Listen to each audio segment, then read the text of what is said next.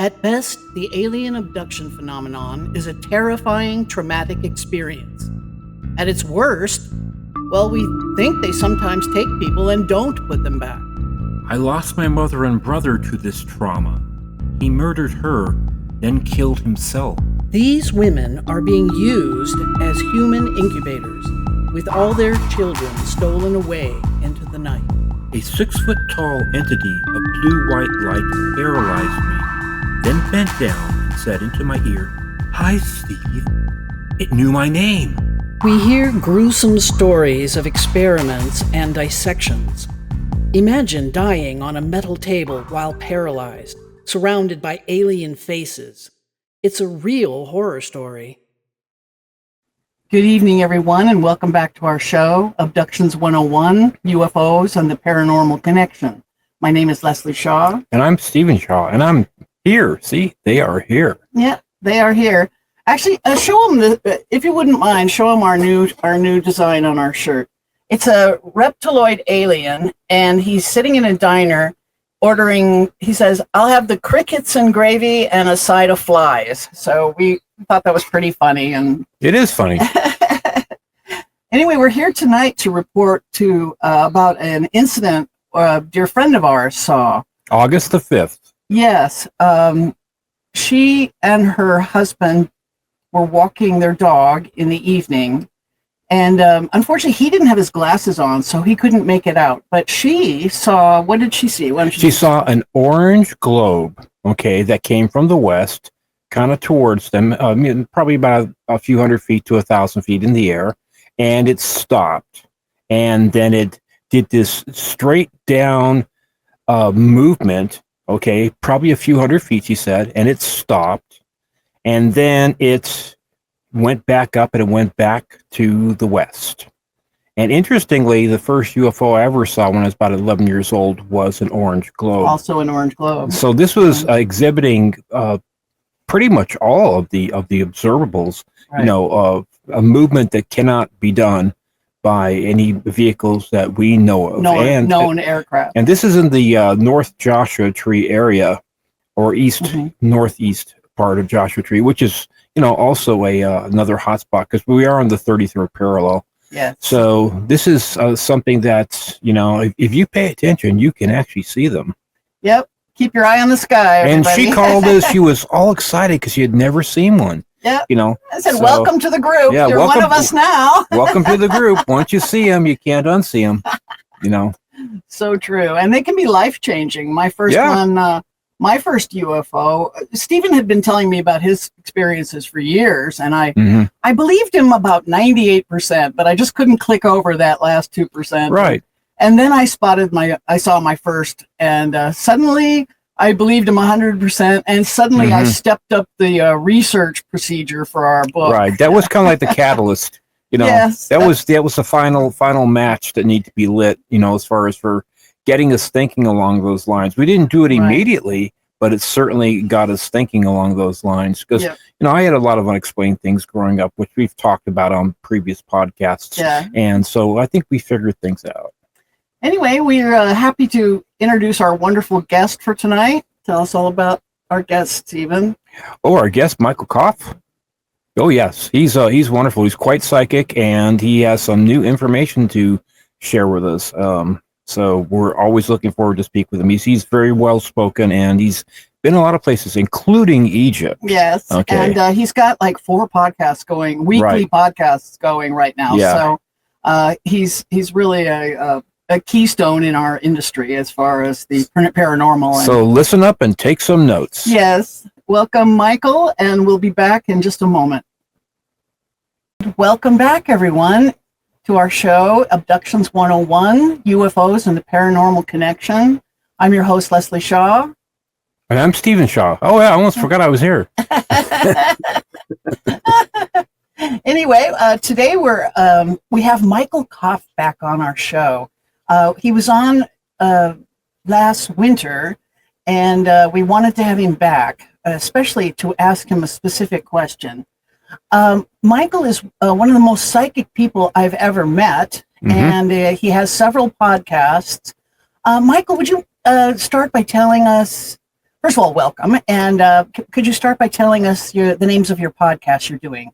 Sure. Thank you for having me back, and glad to be back. And so I'll give by the days because that's how I keep them track in my head. Is Tuesday nights is the energy that surrounds us, paranormal, unexplained show that I host.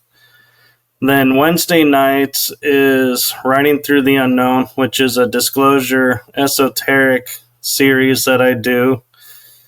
And then on Thursdays, twice a month, we try to do Paranormal Versus, which is a paranormal conspiracy theory type show where I co-host with Kel Ridley in the UK, and Anuk Smith actually joined us this season. So catch us. We try to put out what we can when we can.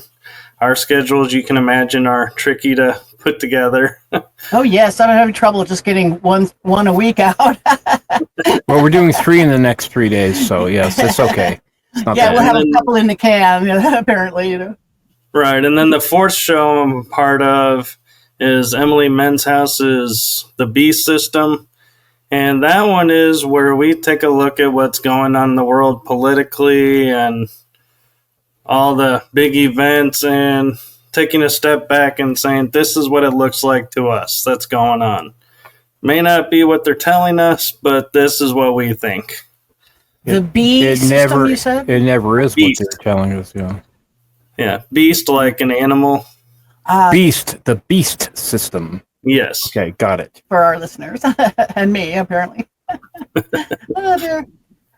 Anyway, Michael, the reason I really wanted to talk to we both want to have this kind of, because I've been having an uptick, and our friend Rebecca, who is not even like psychic really at all, and a couple of other people that have been actually coming out directly to us and saying, I've been noticing a feel or a compulsion or an insistence that that got to pay attention or got to do something. Yes, to make it clearer, we have noticed an uptick in the intensity, the frequency, and the anger levels of the alien communications of the abductees we know. And also some of the psychics we know are feeling the same thing, like there's an increase in the tension somehow. And we wanted to ask Michael if you'd had noticed the same thing. I have, and actually we were talking about this a little bit before, and something just popped in my head as you were saying it again that I kind of was surprised, glanced over my thoughts earlier when we were talking about it. Is there's a thing called the Schumann resonance.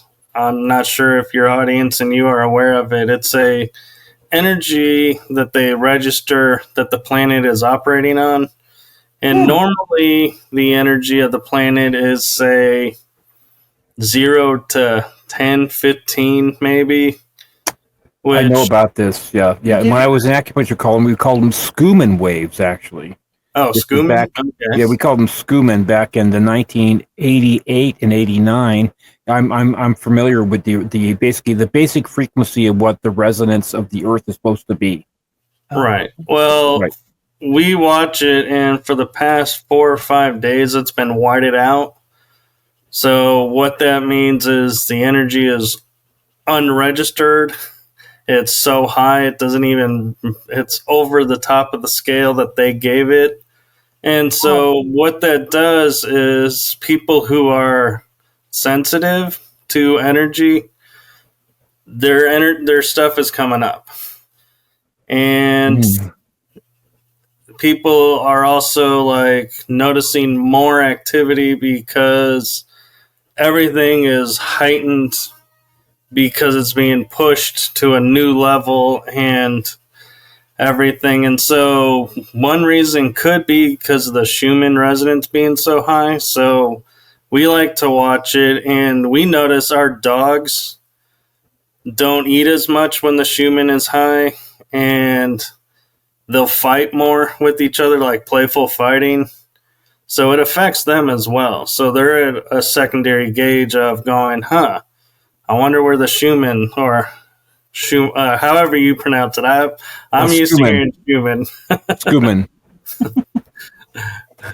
Well, he was in acupuncture college, and not all of his teachers were English was their first language. Was it? No, actually, no. It was his first language. It was okay. it was Peter. I forgot his last name now. He was a really good teacher too. He was British, so definitely English was his first language. Okay. So, well, it's like potato. Everybody, right? Exactly. It doesn't matter, but it's the same thing. Yes. Yes, tell him, Steve. Tell him what you've noticed as far as what's been happening in the last few weeks. Oh my God! I mean, you can even go back to last night, which I didn't even tell you about. But I've had interactions with the same. I'll just call it a dark being that sometimes will pretend to be Leslie, and will frequently have a slightly feminine Asian voice. And I've had this happen 4 times in the past. Well, especially more recently, but in the past year, the first time I got into bed, by myself, and I felt this being get into bed next to me. I was not asleep, and I just, I've had this happen to me so many times that, I said, okay, I'm just not going to pay attention. So I rolled over on my side and I just went to sleep. And then when I woke up in the morning to go to the bathroom about 6 o'clock in the morning, I was laying on my back, and I was awake, and I heard this feminine voice into my ear, not in my head, but into my ear, say, husband. And it was like, okay, that's interesting. And since then, I've had the same being was at my left side when I was in the bed, and it's about 3 foot tall, roughly. And it was having a conversation with me, and it was very intelligible, and it was in English.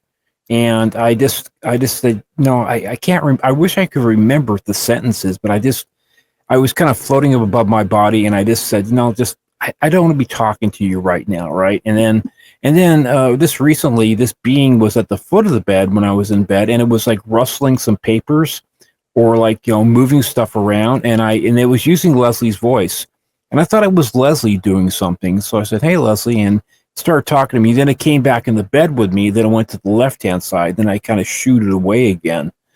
So that's been what's been happening there. I've had car crashes come through the house 2 times in one night. It sounded exactly like a car crashed through the wall and broke glass. And last night I went to this house with this other guy, and I'd been to this house. It was kind of like in a desert area, and the guy was asking me questions like, do you feel anything here? Do you feel any presence? And then I said no for the first one, no for the second one. We went to the third one, and it was all these candles that were lit. And then we went up to the second story, and there were these ET candles that were ET candles that were lit. What's an ET candle look like? It just looked like, like a greenish gray with the big eyes and about 2 feet tall. And I said, there's something here. Somebody's living here. Then we went to the lower level, and there were all these people that just got up, and they were like, they were kind of like crippled looking, had these weird limbs, and they were kind of a little scared of us. So we went outside, and I knew I'd been there before. It's one of these things where I knew I'd been there before. So I know my sensitivity level has been, I've been getting more stuff. I tried to go to Antarctica the other day, and I was flying through the clouds, and, then I met this guy and said, well, how come I can't get through these walls? And he said, you just have to understand that they're not really there. You can just go through them if you want to. So, I've been becoming a lot more lucid in the past, let's say, couple months, and more receptive to this kind of stuff. And these are astral experiences he's describing. Stephen has a standing order from me to, whenever he goes astral, to try and go to see if the bases under Antarctica are what I think they are. So, yeah, but they actually have a block for people to enter, a psychic block apparently for entering Antarctica. And then we saw, like, over 2 weeks ago, we saw another UFO here, and then one of our friends in Joshua Tree, she saw her first UFO about a week ago. So yeah, that's what we're talking about, the uptick. Right. And so, Michael, how about you? Have you been doing anything new with your your ghost hunting, where you actually visit a location? I haven't been, but I have 2 or 3 actually coming up shortly, Mm-hmm. and they're in the works. And I actually started writing. I started writing a book last year, Wonderful. and I stepped away from it because I started thinking too much about what everybody else was going to think about it, and not what I was thinking about it. So I was guided to step away, and then I got triggered and went back to it. And by triggered, I just mean somebody was talking about their book, and all of a sudden I was like, oh, yeah, I have one in the works.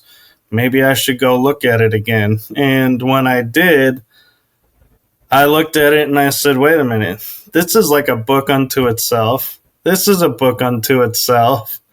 I could split these 2 into books. So I ended up creating a 4-book series that I've been working on.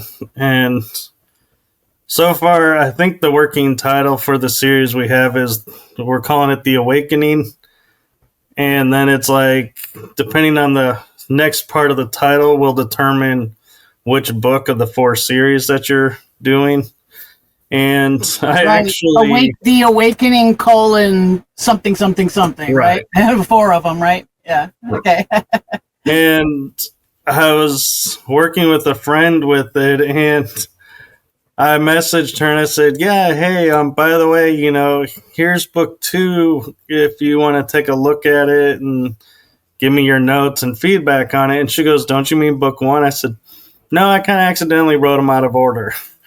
And so I then went and started putting them in order and working on. So I got 1 and 2 with someone checking to make sure the verbiage is right and I'm not repeating, thoughts in different spots and making repetitive remarks, and grammar check, because I'm not the best at grammar. So have to have that done. And then also is I started a new project with a friend who my Wednesday show, once a month in the morning for 1 hour, we do what's called a mini gemstone reading.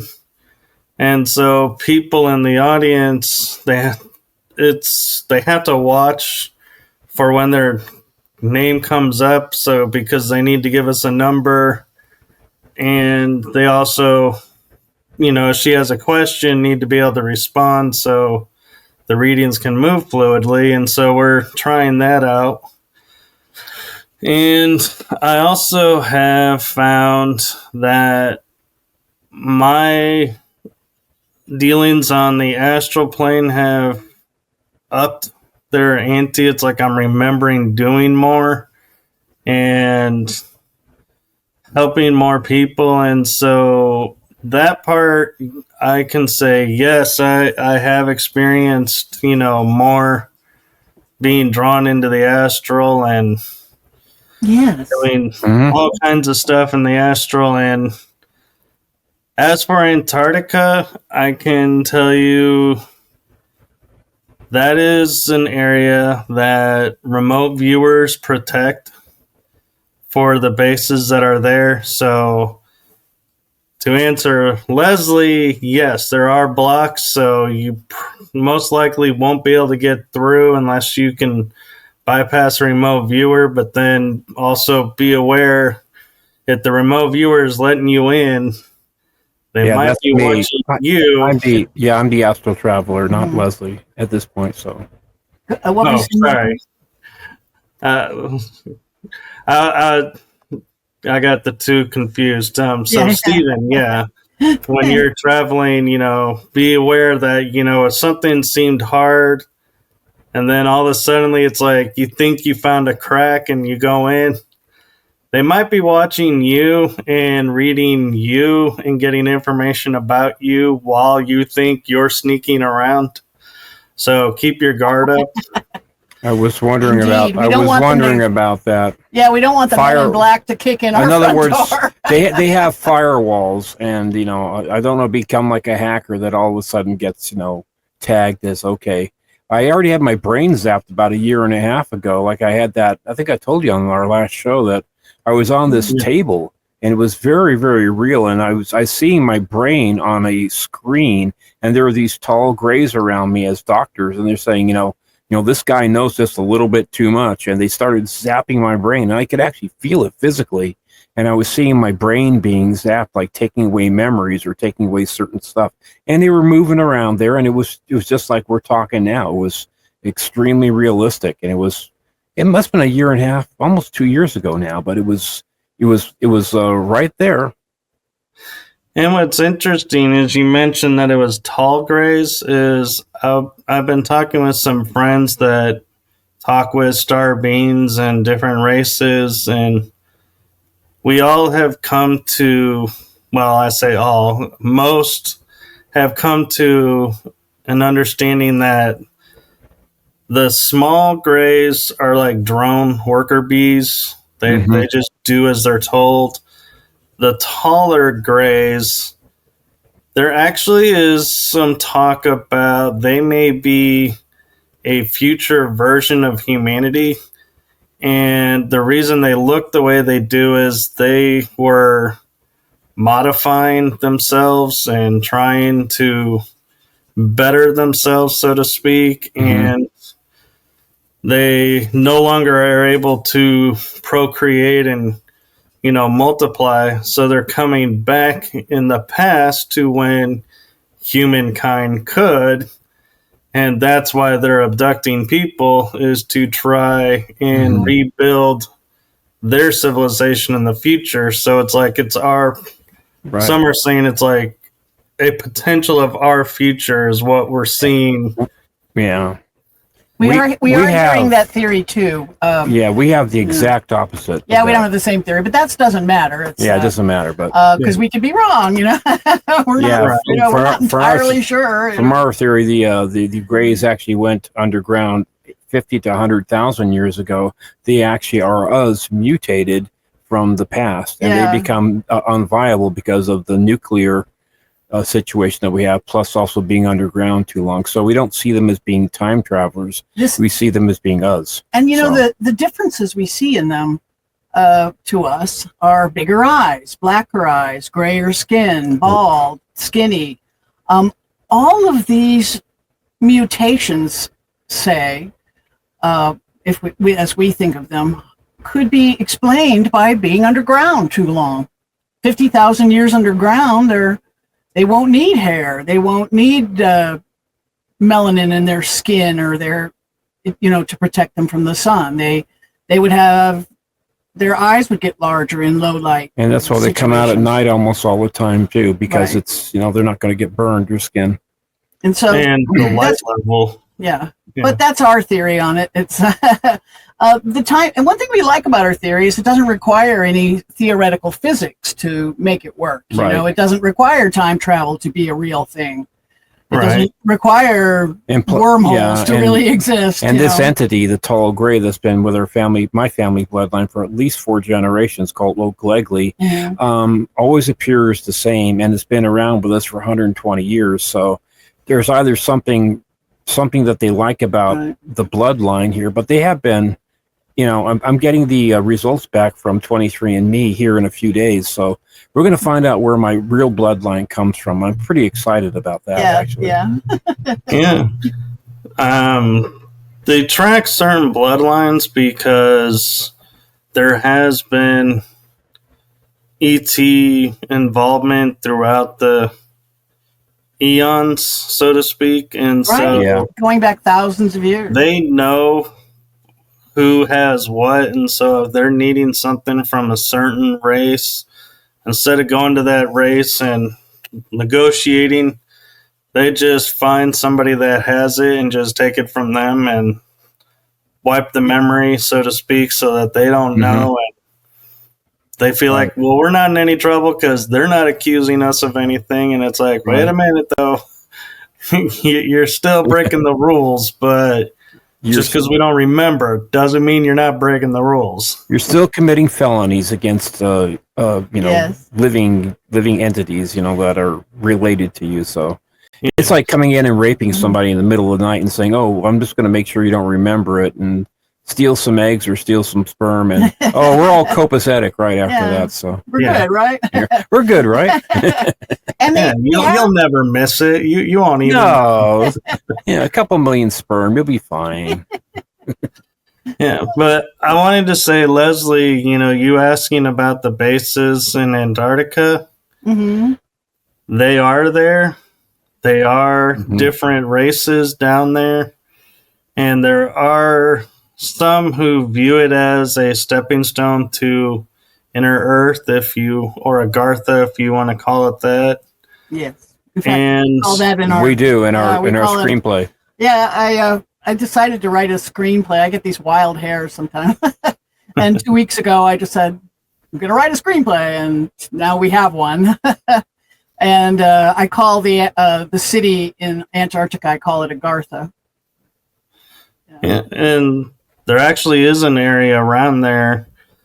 And what people don't realize is, and I have talked with people who have been boots on the ground in Antarctica and have been there through other means, like astral travel. Wow.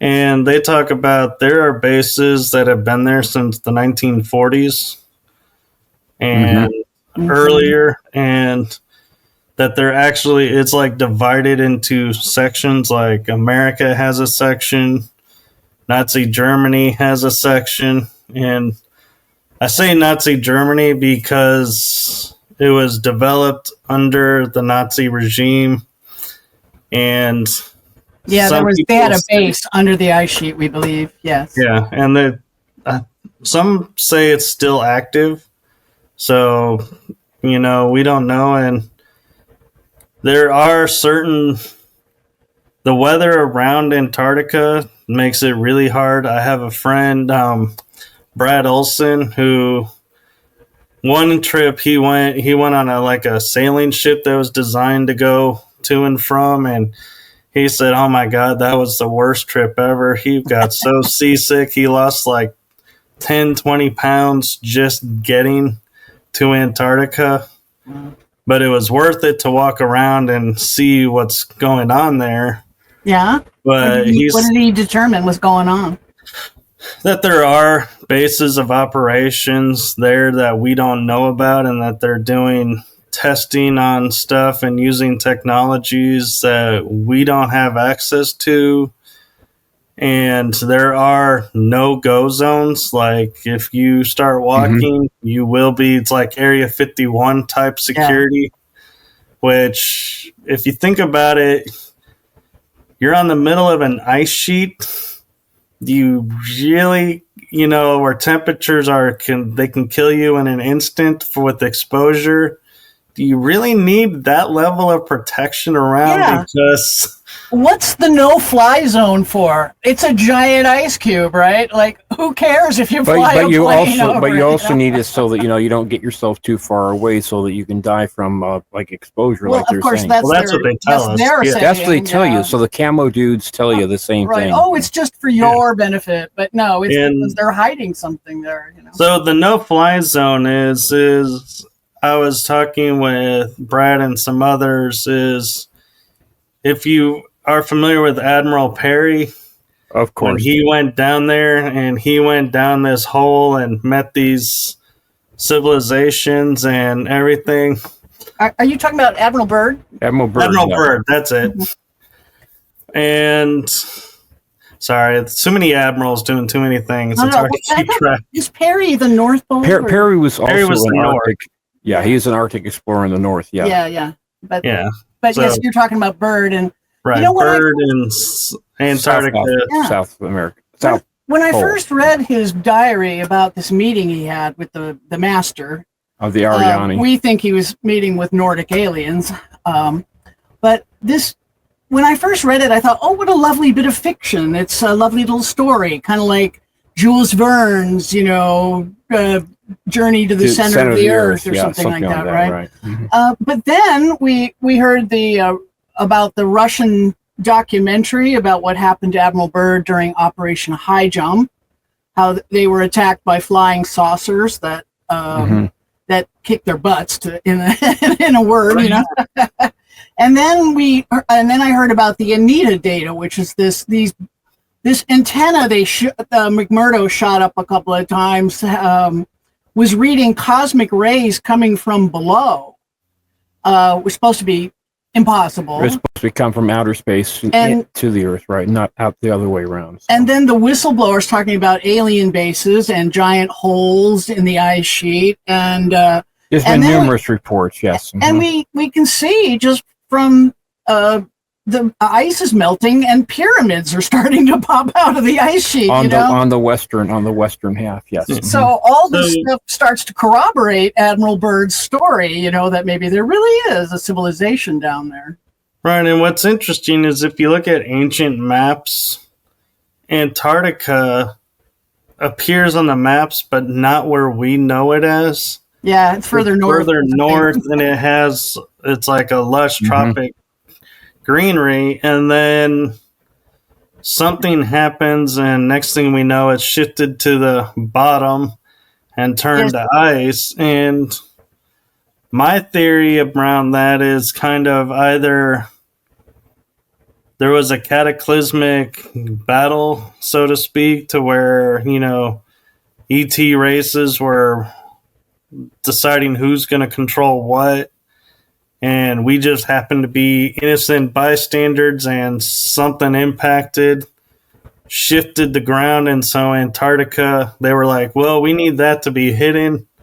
We're going to use this as our base of operations. So they did something to the planet to where it shifted down.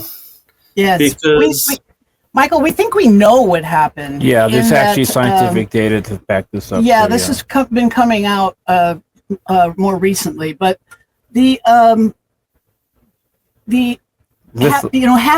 Hapgood's theory of the lithospheric shift, he believes the last time it happened was between 12 and 18,000 years ago.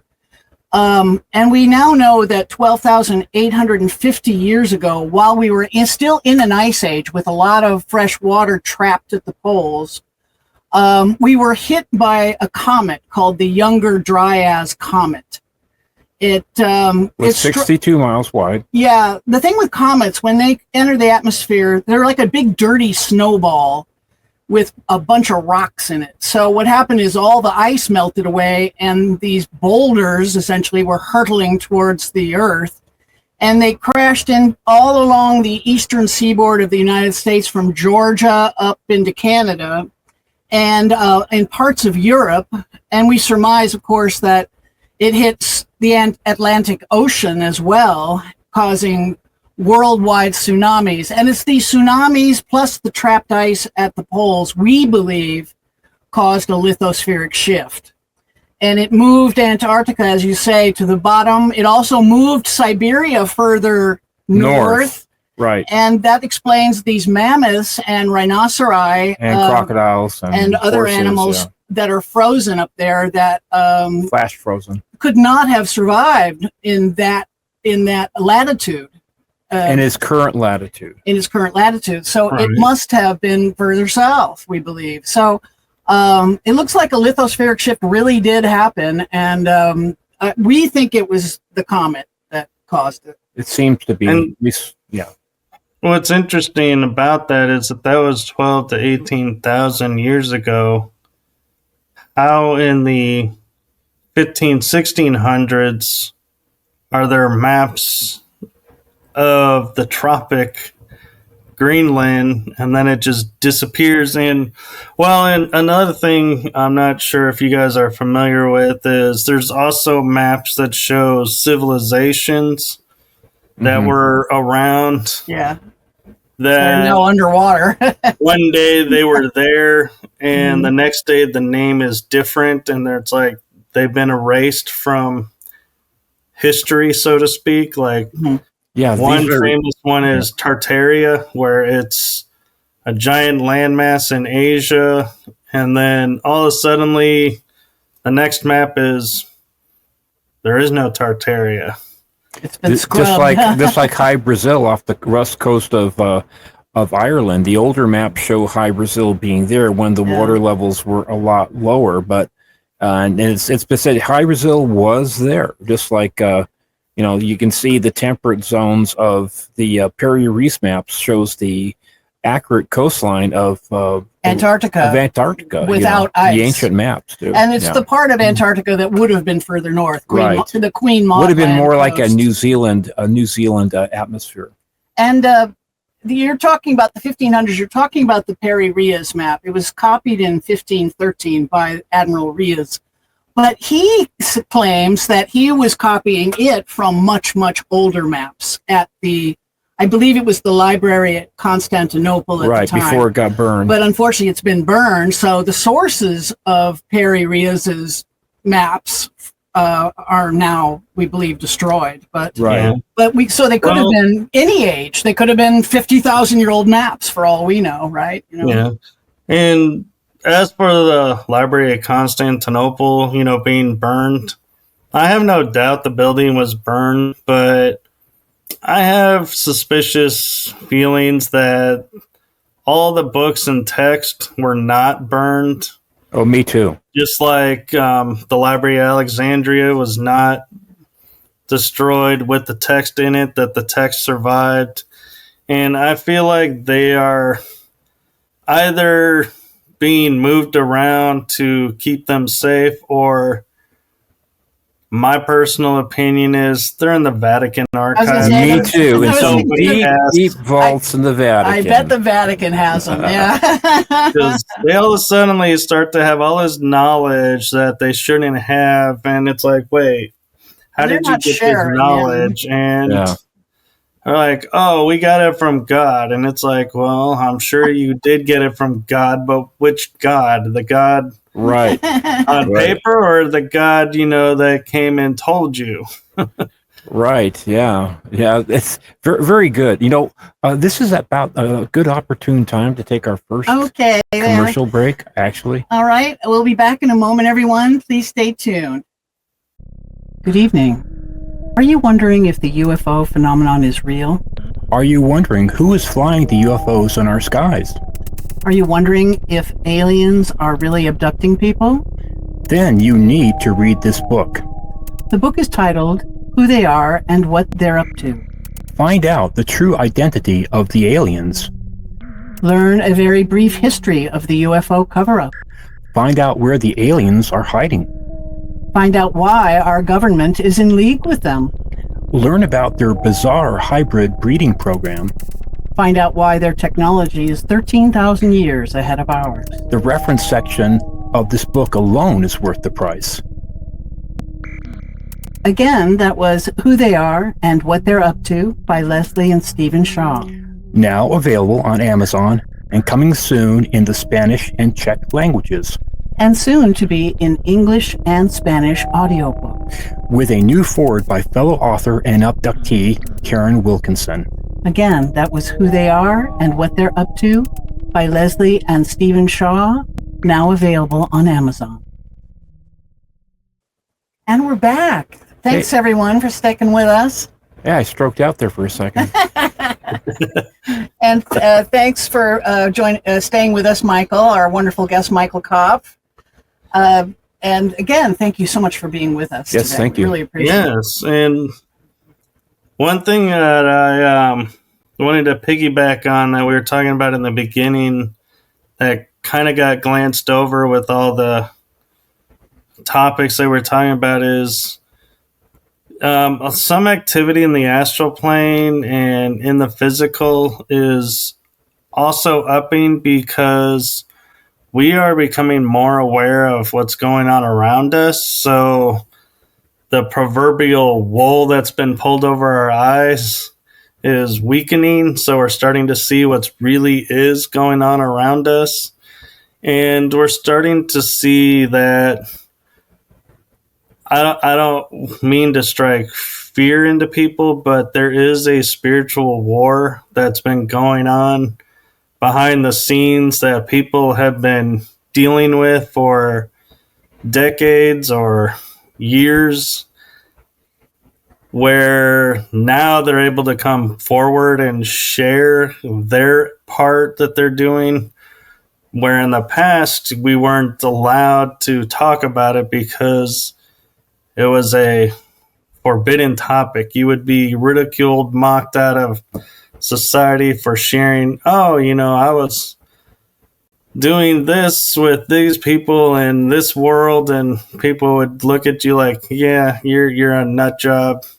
Mm-hmm. And yeah, my whole family. That's not true. My sister doesn't think we're crazy anymore, but a lot of our family members, when we wrote the UFO book, they were used like, to, really? Yeah.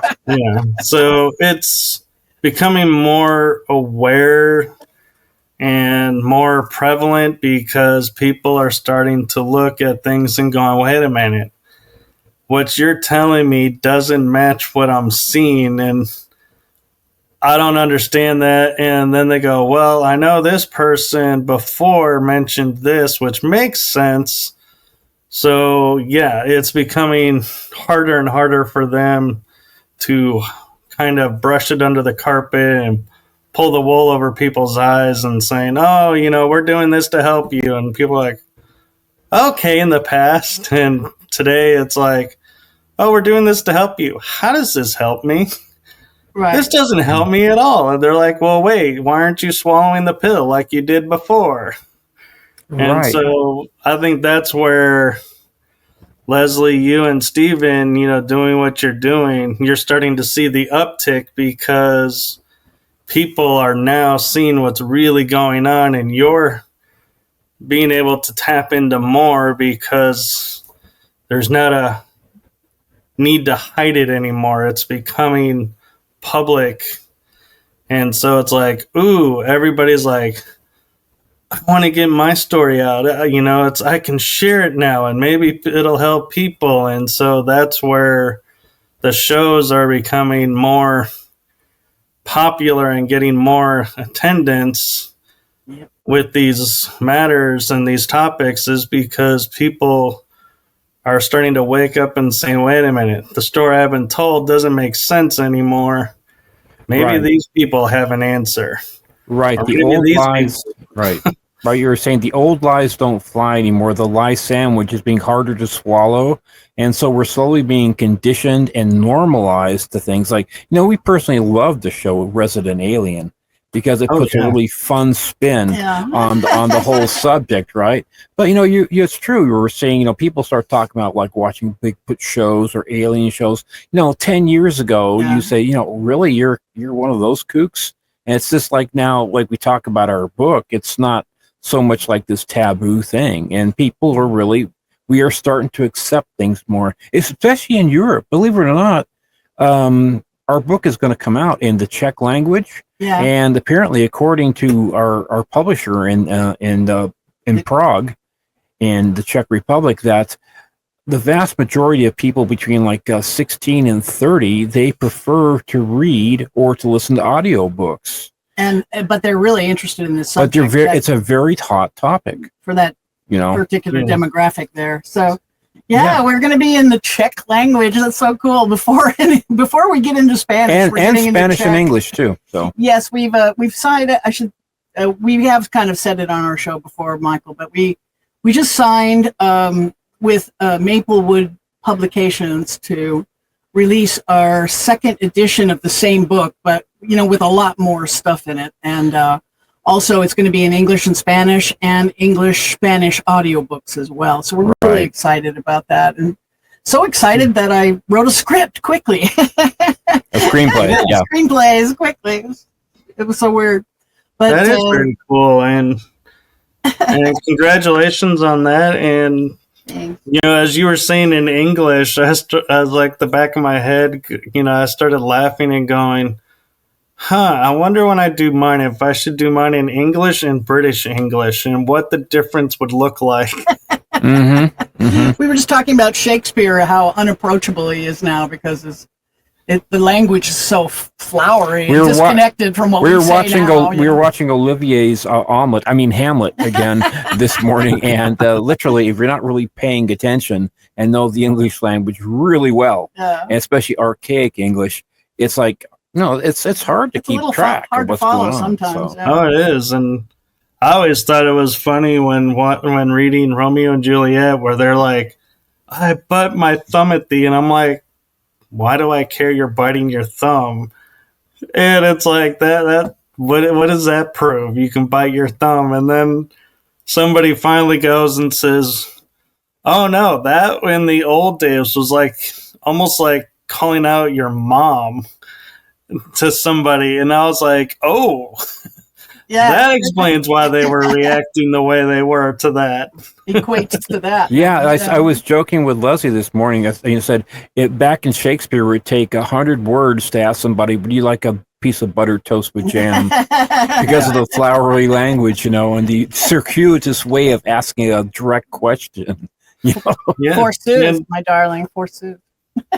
And the funny thing is if you wanted to write something in code today, Just the write in sad cursive. reality is, you would have to write it in cursive because the new generation, they did not get taught it for like almost 5 to 10 years. I think they're starting to teach it again. Yep, we seniors, we have a secret code now. Yeah, we do actually. Yeah, we have a secret code. It's called cursive. Yeah. It makes up for us not understanding social media as well as everyone, the younger people of today. I took a step back and was like, what threat is there to learning cursive to the generation, when they were trying to manipulate and make everyone think a certain way. And I was like, what difference does cursive make? And then I realized, oh, wait a minute. If you can't read cursive, you can't read the Declaration of Independence, you can't read the Bill of Rights, right. You can't read the Constitution, the Magna Carta. You can't read all these legal documents that are supposed to list your freedoms and who you are and your birthrights. And I was like, no wonder. It's very manipulative. It's done on purpose. Anybody studying history would have to actually have a class in cursive, I suppose, right? Yeah. Or wouldn't be able, like you say, to even make heads or tails. Well, and history, the interesting thing about it is it's his story. And so we think of history as being, oh, this is what happened. Well, no, it's what somebody wants you to think happened. Yeah. Right. We don't actually know through all of our centuries what really happened because everything we've been told, it's like you can find 5 to 10 different variations of each battle, of each war, and it's like, how do you know which one's the right one? Right. If you read the French-American War version in French, as far as their take on the French-American War versus our take on it, it'll be two different versions for sure. And the British then would say, okay, we were there too, so this is actually what happened. So it's like the story of like what Rashomon. It's like there'd be like, the same event happens, but 4 different people witness it. And they have 4 different, completely different It's a great Kurosawa film. People haven't seen that. It's like you see the same story, but it is explained 4 different ways as far as what actually happened. Right. And that's true for every individual involved in the battle, right? And let alone the 2 different governments or whatever. I know. But it's always the winner that writes the the history, Yeah, the version that's sold. Yeah, the version that's sold and viewed as fact is we won, so this is the story we're going to tell and you're going to believe it, and we think it's real because the people before us said, yeah, that's what we were taught.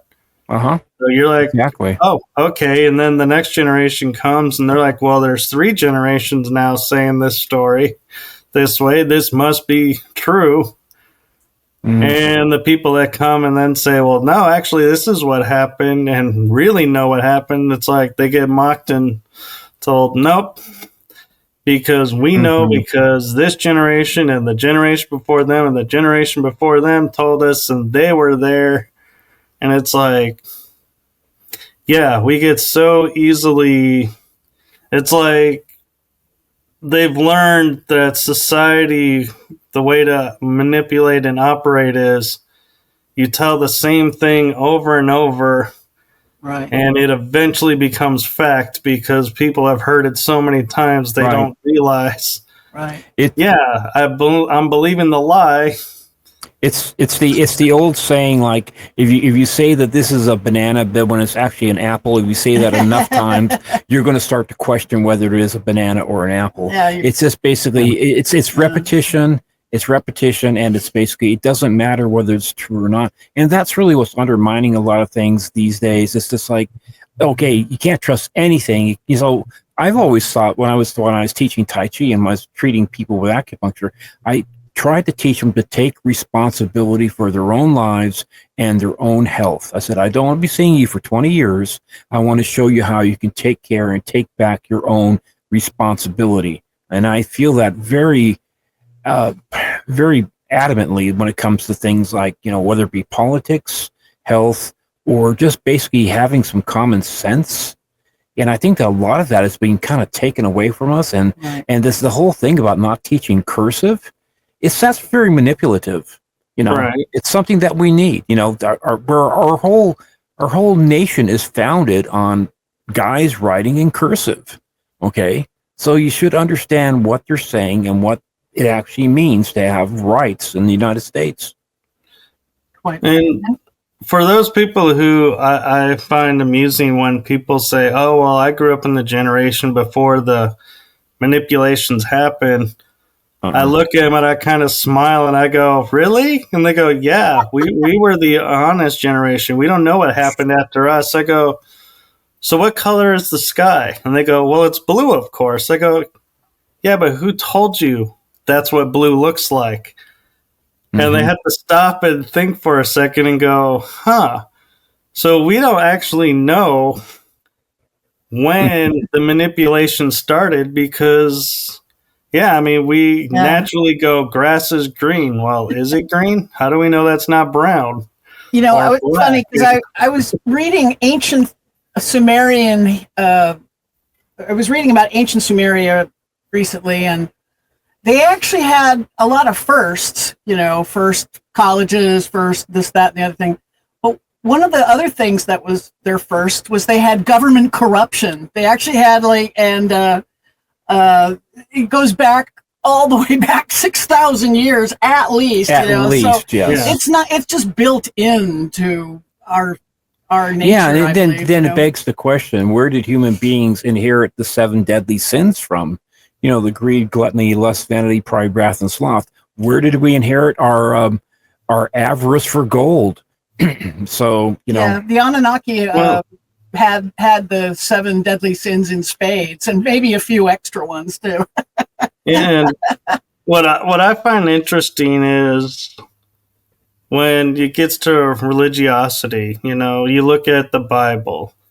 Adam and Eve are the only 2 humans because Lilith has disappeared from the text. She was the original first woman, but then disappears. Eve appears, and then they have 2 sons. And so there's 4 people living on this entire planet is what they tell you. But then there's a line in the Bible that they all just glance over and just don't pay attention to, and that is Cain and Abel married women of other tribes. Well, wait a minute. If you only have 4 people on this planet, what are these other tribes that they married into? Because that means there's other people on the planet. Right. And they're like, oh, no, that's not what that means. I'm like, that's exactly what it says. Verbatim. Women from other tribes. Right. What tribes? Yeah.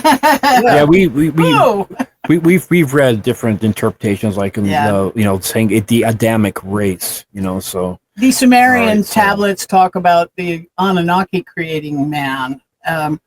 You know, they supposedly took Homo erectus and just using some of their own DNA uplifted us into Homo sapiens. And they talk about the goddesses having to carry the Adamu. They call it the Adamu.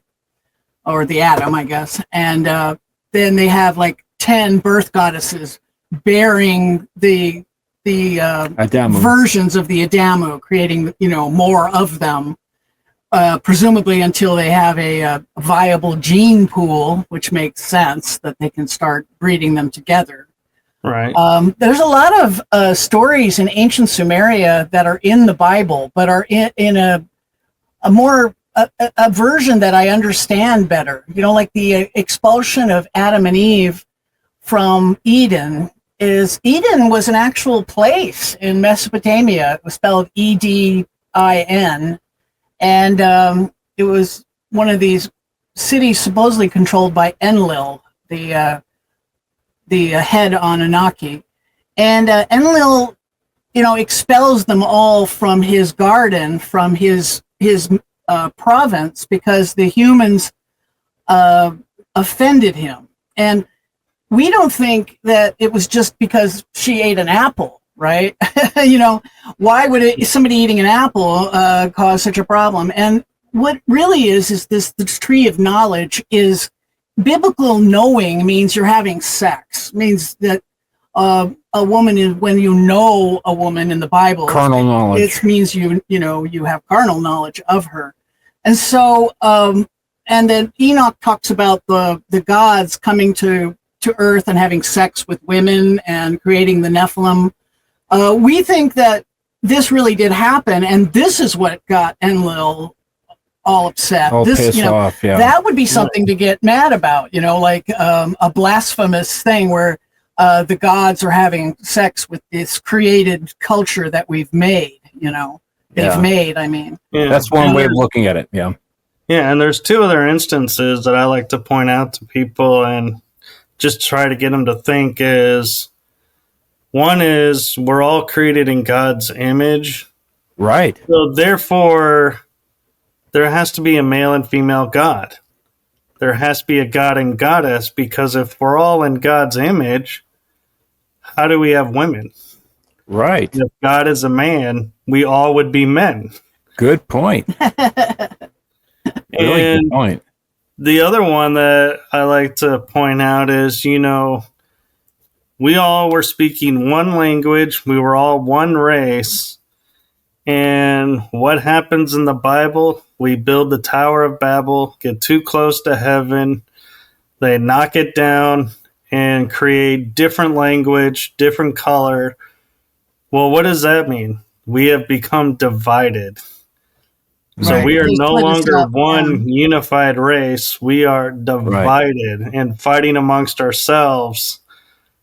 And what do they need us to do to keep themselves in power? Fight amongst ourselves. Mm-hmm. Right. You see that today all the time. Right. If you even talk Sun Tzu in The Art of War back in China, like 4,000 years ago, saying that, if you want to rule for 100 years, you just got to keep your bellies fed and keep your fingers moving, having them work and do things. But the other thing is that, like we see, to pit them against each other. Human beings, we can be very potent if we work together for a common goal or a theme. But if you have everybody speaking a different language and they have different goals and different systems of government, as far as like having a real unified effort, it's always going to be stopped in some way by a war or by a disagreement or whatever it may be. And exactly the easiest way to control humans would be to split them up, make them less of a threat to the ruling class. I totally agree with that. Right. I think that's our indication to take our yes, second somebody break. wants us to take a break, it sounds like. So we'll be back in just a few moments, everyone. Okay. Leslie, you're kidding me. What? Our merchandise store is up? Of course, my darling. All of our amazing concepts of shirts, mugs, and bumper stickers are ready to go. No way. Way. Even my brilliant Egyptian concept that no one else ever thought of before? Yes, that one too, and lots more. All at our new store at etsy.com/shop/abductions101. Wow. I want a shirt and a mug and... Well, Stephen, and all our curious listeners, just go to etsy.com/shop/abductions facebook.com/shop/abductions101 to see all of our unique designs. I'm going there. And we're back. So, Michael, who was that little friend that we heard growling there? Oh, that would be, I think that was actually Shadow, because his growl is a little bit more lower than Lucky's. Well, welcome to the show, Shadow. Thank you for joining us. We love dogs here, so that's fine with us. That's right, shadow of my smile. Yeah. And one thing I wanted to point out that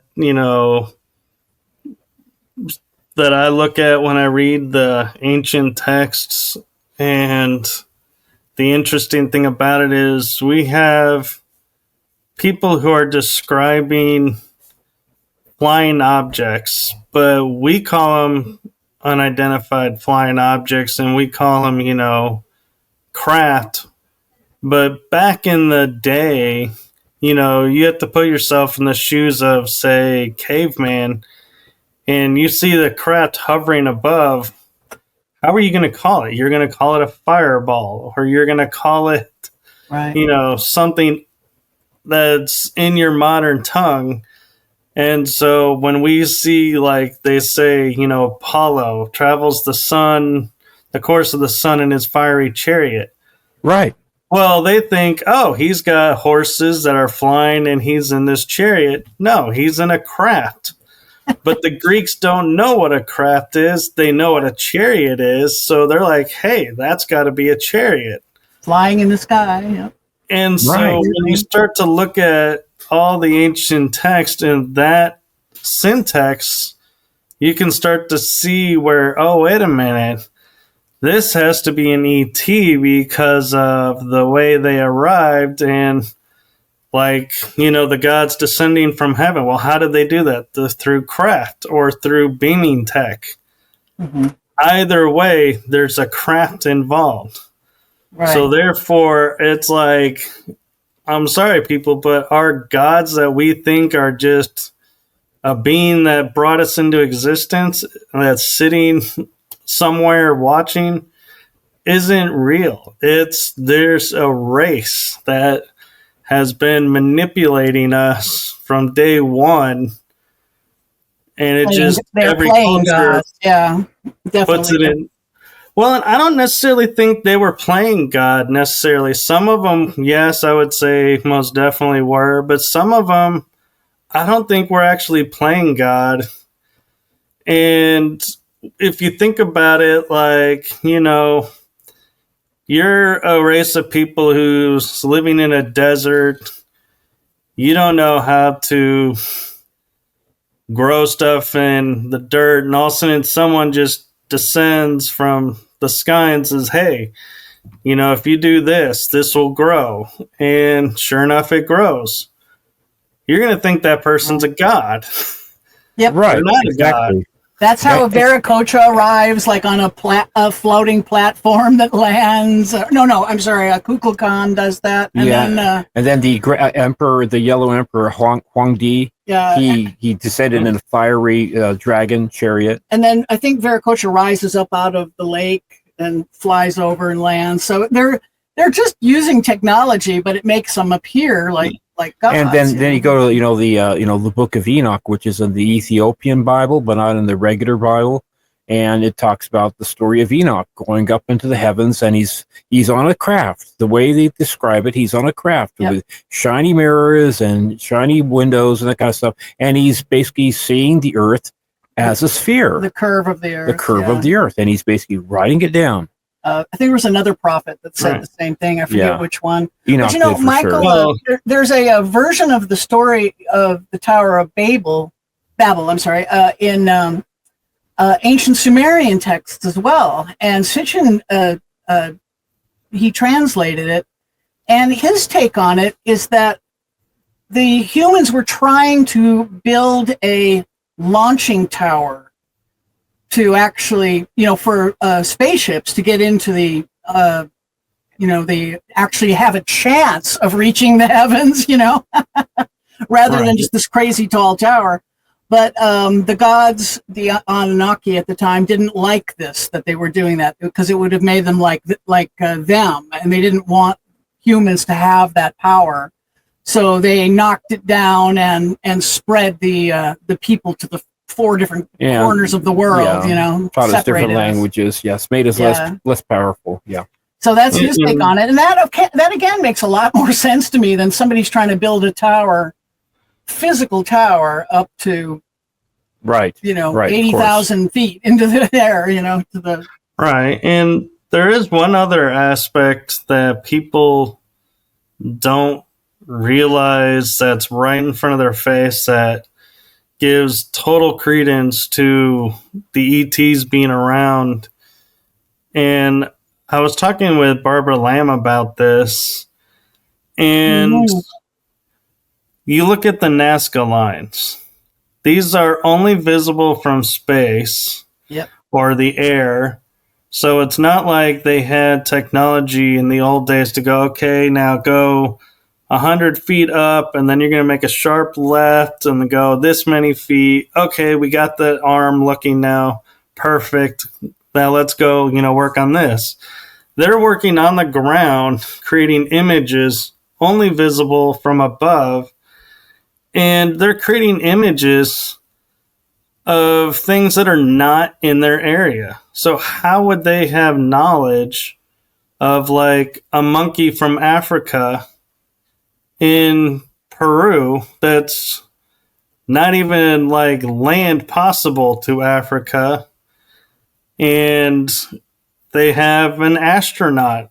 I mean, it's clearly a man with a dome on his head. Right. That's our astronauts. We see so many astronauts, Right. in different art. Well, right, Michael. You're right. She was telling me that they were doing some exploring, and down on the coast, there's a trident glyph that points towards the Nazca lines. And I was like, why would you need, why would there be a trident pointing to the glyphs? If you're coming from space, you'll know where they are. And then we started realizing, we were talking like, if this was created when Pangea was in effect, and then the land shifted apart, well, if you came when Pangea was there and then come back and now everything has drifted apart, how are you going to find? Because your maps are no longer valid. And we think because they have interstellar travel, they'll instantly be able to find their bases and everything here if that's what they're looking for. And I started to realize, wait a minute, maybe that's what the trident is literally, they're coming in and they're like, this is our flight path. It's one of their triangulation there's points, the marker. maybe, yeah. Let's turn left. Sitchin talks about that a lot in his translations too, where the Anunnaki utilized for their first spaceport, which was supposed to be in Mesopotamia.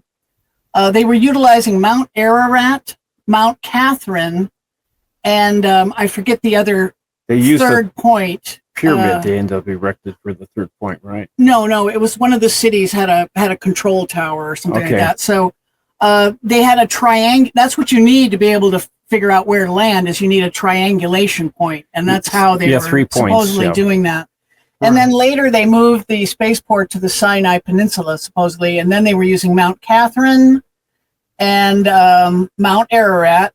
And then they needed a third triangulation point, and that was one of the Great Pyramid that supposedly they were utilizing as a beacon. According to Sitchin, they thought the Great Pyramid was built to be one of the triangulation. That was points. one of its functions, besides being like an energy, energy plant, power producing plant, and other things such as that too. And they discovered all this stuff under the pyramids, which is Are you familiar with that? This in the last 2 years, the French team is doing advanced LiDAR. They found a power station underneath it, and it looks like the infrastructure for a power station. That's what it looks like, And they're talking about how it's on the water. And what's interesting about that is when I was in Egypt, I'm used to the history books where you see a picture of the Sphinx and there's nothing around it but sand. You look at the pyramids on Giza, there's 3 pyramids, nothing around but sand. Well, when I got to Egypt and was in Cairo, we went up to the Sphinx one day, and I'm sitting there and I'm like, my jaw drops because literally right behind the Sphinx is the Giza Plateau. Yep. You could walk to it. It is not It's a definitely far part walk. of it. Yeah, it's part of the Giza Plateau. Yep. I was like, and I started looking at myself going, well, all these images, they either doctored the photos to erase the pyramids out, to Right. give the image of the open desert, or they're at certain angles to where you can't, there's one angle where it is just desert behind it. And I was like, why is this such a threat Right. to have the pyramids right next to the Sphinx? Well, then I get to, we're looking around and you can see where there's water level to the Sphinx. So some of it was underwater, actually. Right. You can see the discoloration in the sand. And- And they talk about how the Egyptians moved the river to build certain temples. And I'm like, well, then you moved the power source over, Right. which is kind of interesting. But Yeah. The The Anunnaki second are supposed to have built The second thing you're saying here? dikes or something on Yeah. the Nile. Sorry to interrupt. Go ahead. oh no, you're fine. The second thing I was going to point out though is when we think of the Giza Plateau and the 3 tall pyramids, there is 6 other pyramids on the Right. plateau with them. There's a total of 9. And there's supposed to be And another Sphinx. There's a bunch somewhere, of small too. sphinxes too. There's like a colonnade of sphinxes. Those are at Luxor, I believe, or Karnak. It's Karnak or Luxor has the Avenue of the Sphinx. Oh, I'm sorry. I wish I And- could go. I've never been.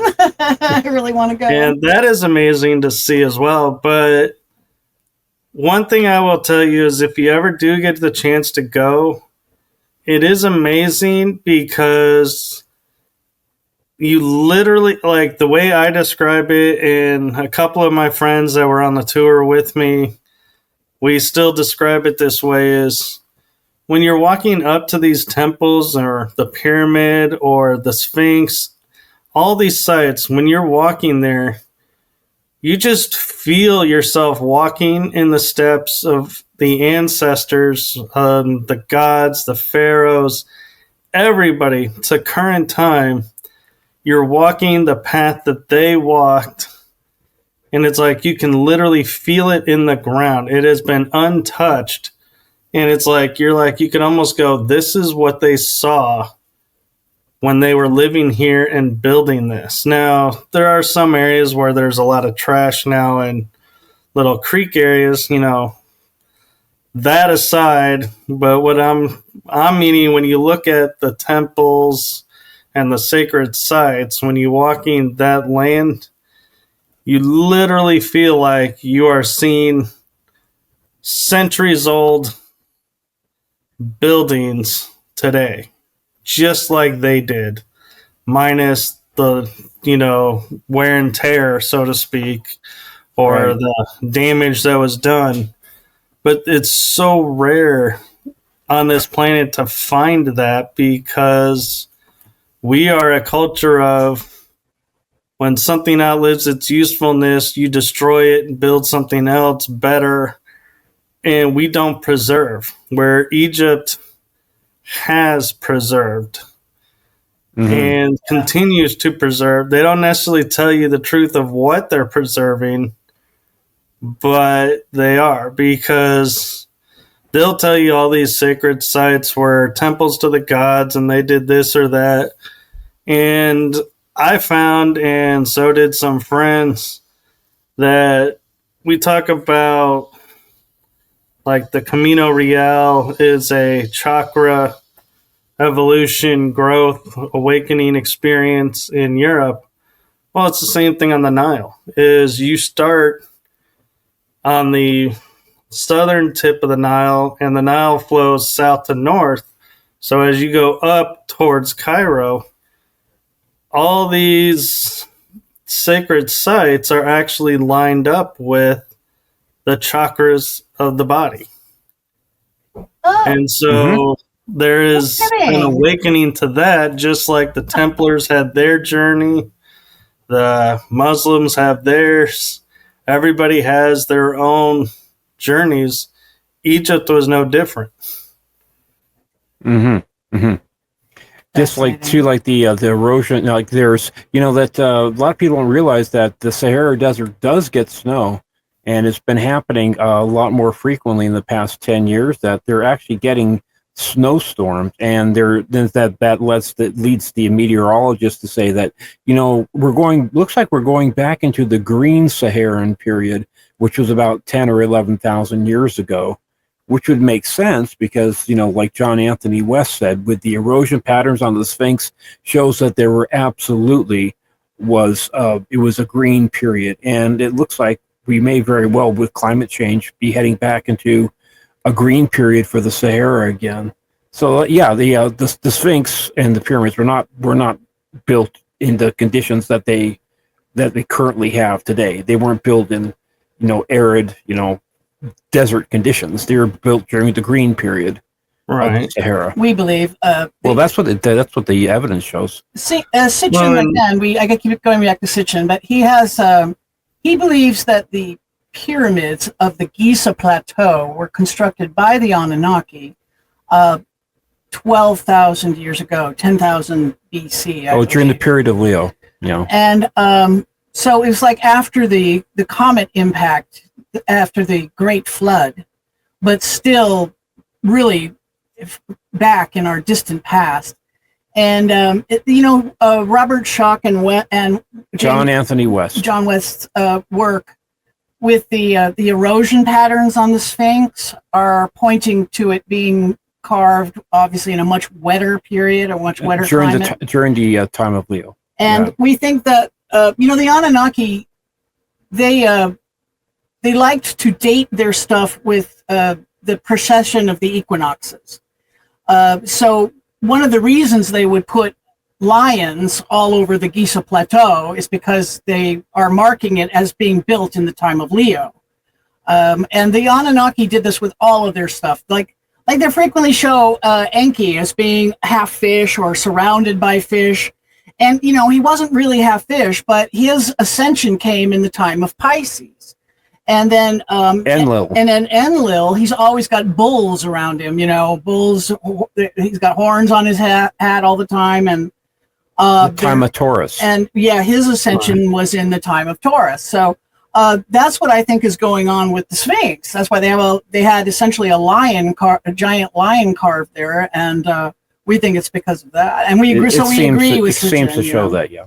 And, here's something that I'll leave you two to think with, because we're getting close to the time. Yeah, we are actually. Thank you. The gods, if you look at the procession of the gods, the Anunnaki and Sumerian gods were first. And all the gods and cultures subsequently came later.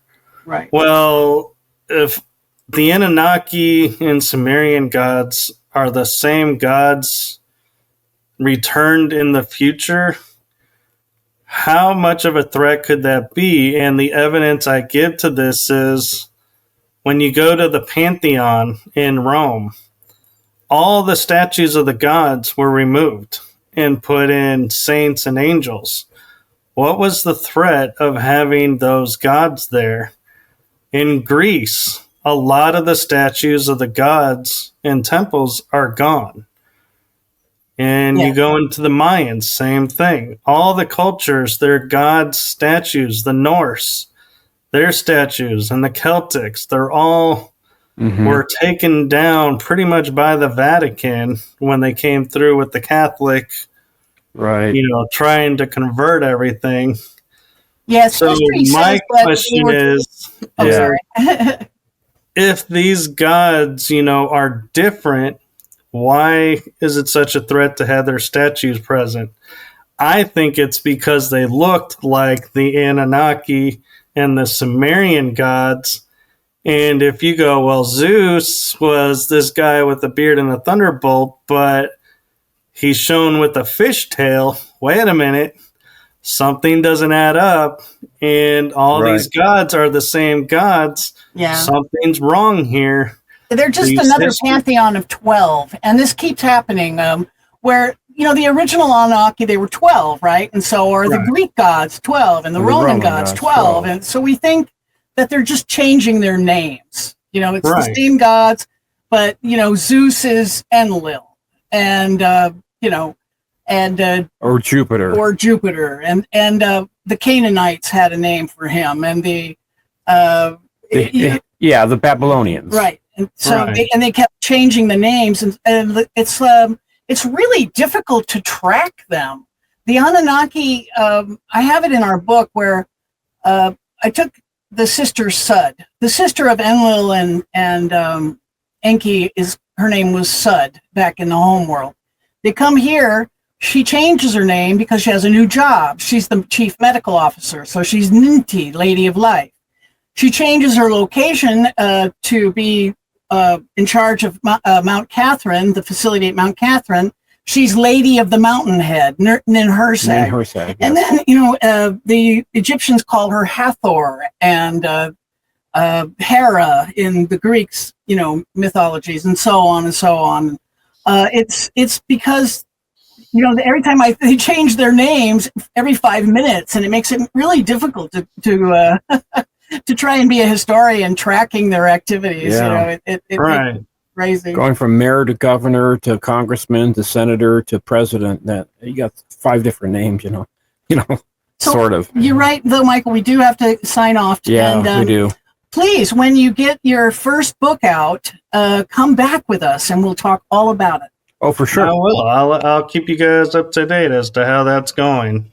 Thank you so much. And thanks again for joining us. And thank you out there in audience land for listening in. We appreciate it. Yeah, and give us some feedback, for God's sake. Oh, yes. Please pop onto our Instagram, if you would.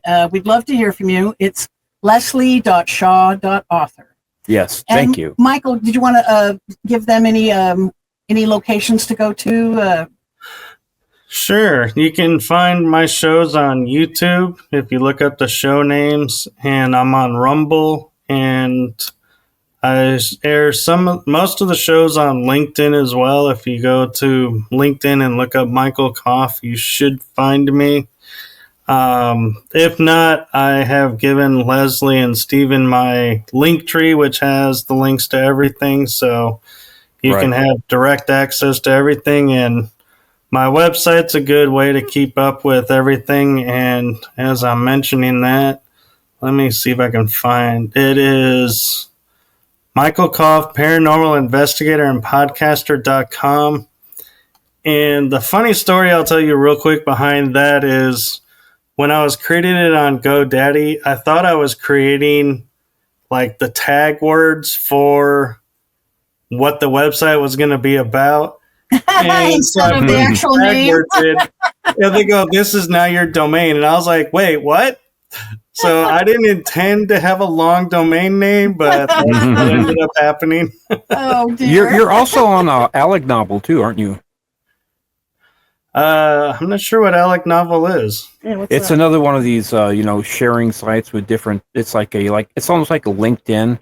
So is the answer. Well, actually, I've seen you on Alec Novel. I'm pretty sure you're on that one. Well, maybe Alec somebody Novel. else posted you up there. Who knows? Could be. Yeah. Somebody could have shared out, and so I'm appearing in places I don't even know. Okay. Well, thanks again for joining us, and goodbye. Yeah, Goodbye, sure. everyone. Yes. Thank you for having me. Peace and prosperity.